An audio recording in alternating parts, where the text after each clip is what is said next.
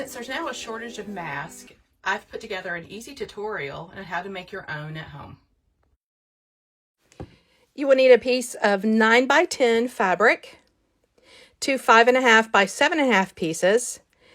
You also will need 1/4 inch elastic, 2 pieces cut to 12 inches, and a pipe cleaner cut to 5 inches. Take one of the smaller pieces, flip it over, and you're going to do a 1/4 inch fold 2 times.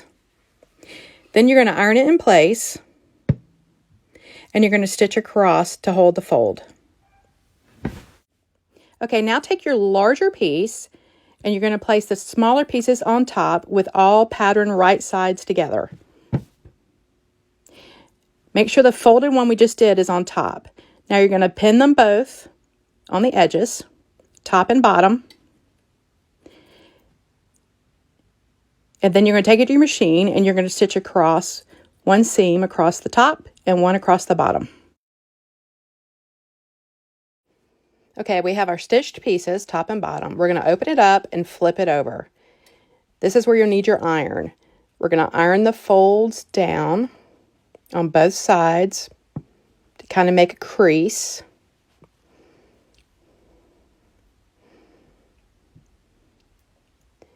Make sure you iron them really good. Now we're going to fold the smaller pieces in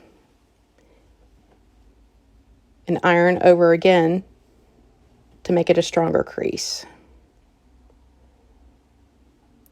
Make sure you iron both sides. After ironing, the pocket should be on top and wrong sides together. Okay, we're going to take the pipe cleaner and we're going to open up the top flap and we're going to center it underneath the little iron fold.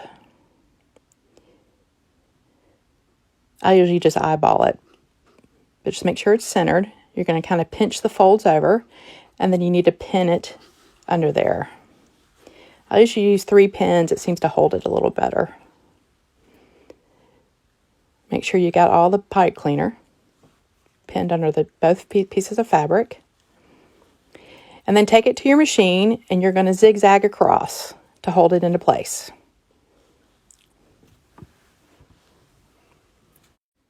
Okay, we've zigzagged our stitch across. We're going to flip it over. You can see where I zigzagged it. I did it a couple of times just to kind of hold it into place. Now we're going to start folding. So iron it one more time just to make sure it's pretty good and creased. We're going to take both layers of fabric and we're going to fold it over about 1/4 inch. And the key is to iron your folds in place.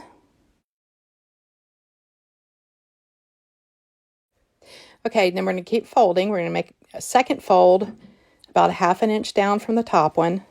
Make sure you're grabbing the back fabric. And once again, you're going to iron the folds. Make sure it's a good crease. For your last fold, make sure you grab the pocket from the back, another 1/4 inch, and you're going to iron in place.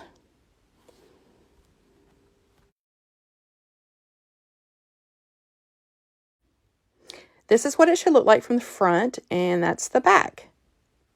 Okay, now we're on the back. Make sure the solid piece is on the bottom, and we're going to go in about 1/4 inch, and we're going to sew our pleats into place going straight down on both sides. Okay, on both sides, we're going to take the raw edge, fold it in about 1/4 inch.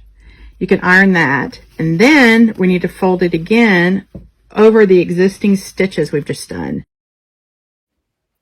Okay, after stitching both sides, this is what it should look like in the front. The zigzag is where the top nose guard is. You flip it over, and you can see this is our elastic casings.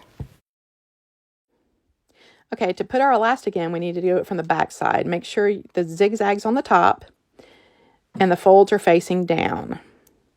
So I take a safety pin and attach it to the end of one of my pieces of elastic. And then I use a zip tie or a pencil or a chopstick to make sure the opening is clear so the elastic can go all the way through.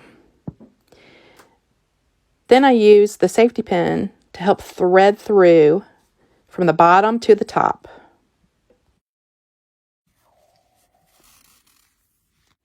Once your elastic is pulled through, you just need to tie the two ends into a knot. This way it allows for whoever's wearing the mask to make it tighter or looser depending on their needs. And here's your final product, an Erskine College mask. Have fun and be safe, guys.